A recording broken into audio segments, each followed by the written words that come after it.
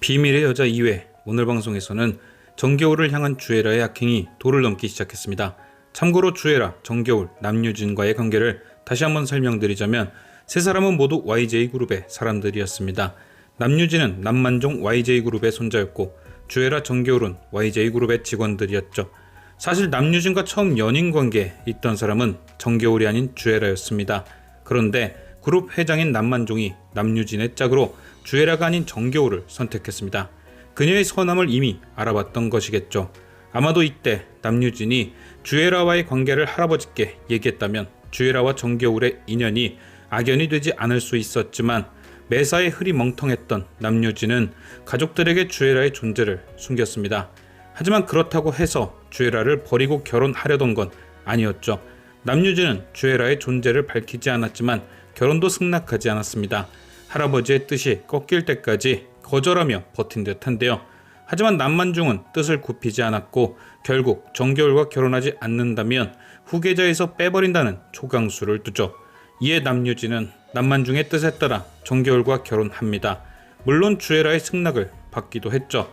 주애라 입장에서도 YJ그룹의 안주인이 목표였으니 승낙하지 않을 수 없었습니다. 이렇게 남유진과 정겨울은 부부가 되었고 주애라는 업무를 핑계로 남유진의 최측근으로 바람을 피고 있었던 것, 그리고 정겨울과의 친분을 이용해 그녀의 곁에서 정겨울이 아이를 갖지 못하도록 계속 감시를 해왔던 거죠. 하지만 문제는 남유진이 너무 흐리멍텅하단 거였습니다. 똑부러지게 이혼을 하는 것도 아니고 이혼을 준비하는 것도 아니고 왠지 딱 이 상황에 만족하고 있는 느낌.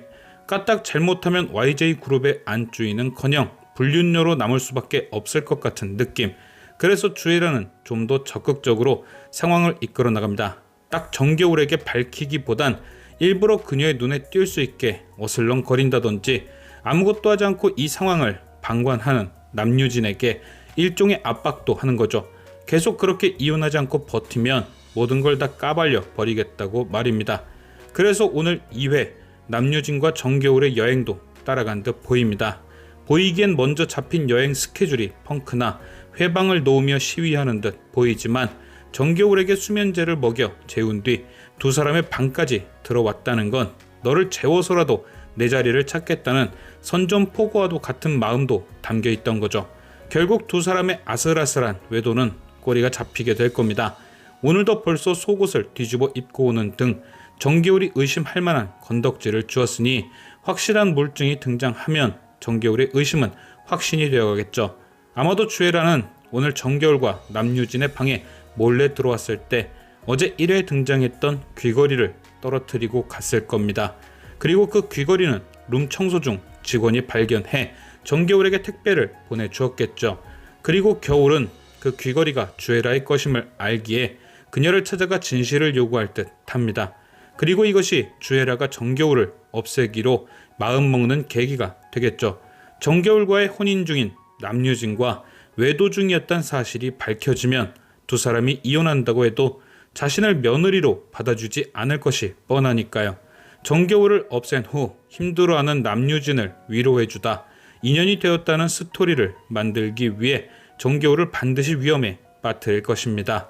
과연 주애라와 정겨울의 운명은 어떻게 흘러가게 될 것인지, 그리고 오세리는 두 사람 사이에 어떻게 연결되어 질 것인지 지금까지 시청해주신 여러분께 감사드리며 아재TV는 또 다른 리뷰로 돌아오겠습니다.